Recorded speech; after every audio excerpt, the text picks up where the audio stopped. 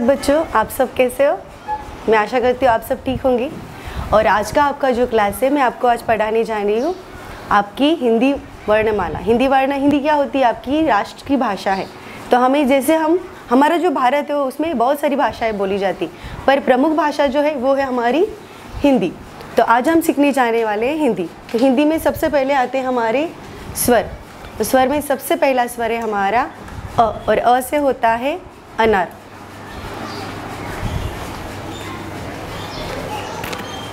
स्वर में सबसे पहला स्वर है अ से अनार, जिसे आप इंग्लिश में बोलते हैं पोमेग्रेनेट, और मराठी में जिसे बोला जाता है डाळिंब। ठीक है। और अनार जो शब्द है हमारा, उसका पहला अक्षर जो है वो है अ, तो हम इसे बोलते हैं अ से अनार। दूसरा स्वर है हमारा आ से आम। आ से आम। आम मीन्स मैंगो, आपको पता है आप बच्चों को, है ना? आ से आम मीन्स मैंगो।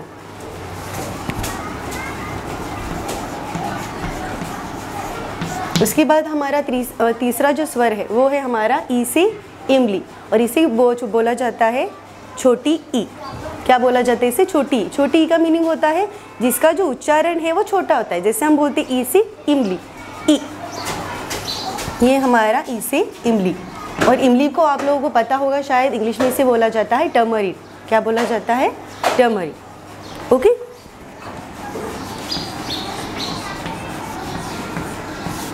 उसके बाद जो हमारा चौथा जो स्वर है हमारा वो क्या है? ई से ईक। अभी आप बोलेंगे ये दूसरा ई, इसे बोला जाता है बड़ी ई। इसे क्या बोला जाता है? बड़ी ई। मीन्स इसका जो उच्चारण होता है वो थोड़ा लेंदी होता है, इसलिए इसे बोला जाता है बड़ी ई। बड़ी ई। और बड़ी ई से होता है ईक। ईक मीन्स क्या होता है? शुगर केन, और मराठी में जिसे बोला जाता है ऊस। जैसे आप महाराष्ट्र में रहते तो आपको पता होगा जो मराठी लैंग्वेज है, पर हिंदी आपके लिए नहीं है, इसलिए मैं यहाँ आपको एक्सप्लेन कर रही हूँ। ओके। उसके बाद है हमारा दूसरा स्वर है ऊ से उल्लू।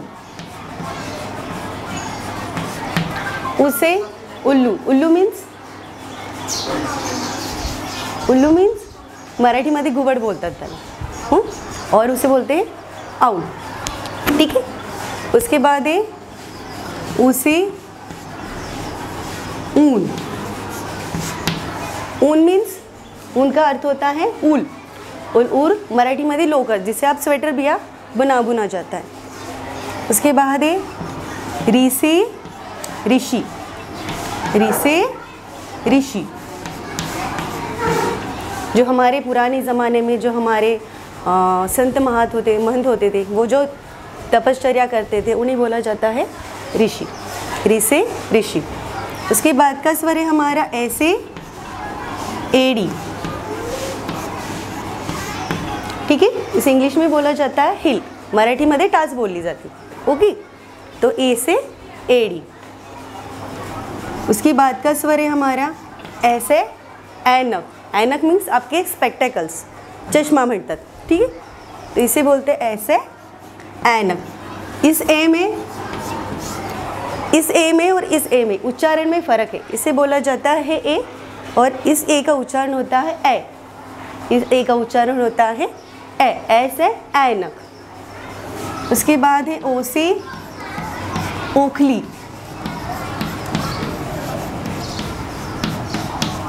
ओ से ओखली। ओखली मीन्स उखड़, और उसे इंग्लिश में बोला जाता है मॉर्टर।